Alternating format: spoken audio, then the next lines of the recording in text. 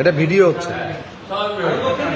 আচ্ছা, আজকে পয়লা বৈশাখ উপলক্ষে সম্মিলিত শিক্ষক পরিষদের হঠাৎ করেই আজকে দই চিড়ার আয়োজনে আজকে স্যারেরা সমবেত হয়েছেন।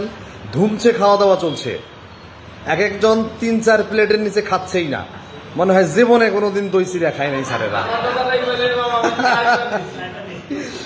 এখনো যারা দেখতেছেন, যারা মনে করতেছেন যে আসলে পাবেন না, তাদেরকে 10-15 মিনিট সময় দেওয়া যেতেই পারে।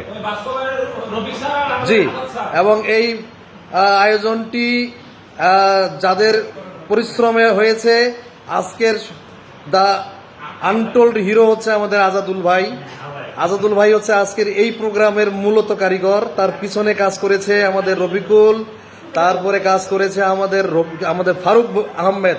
বরাবরই খাবার দাবার হইলে ফারুক আহমেদ ছাড়া আমরা অচল।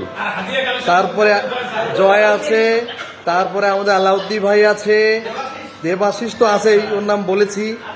আর আছে আমাদের, আর কে আছে? আমাদের দুইটা নানি, দেখি নানির চেহারাটা একটু ভালো করে দেখাই স্যারদেরকে। আরেক নানি কোথায় পালাইছে? এই যে আরেক নানি এখানে।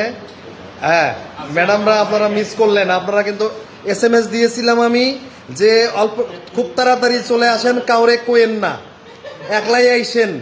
তার মানে তাও বোঝেন নাই আপনারা, এটা আপনাদের ব্যর্থতা।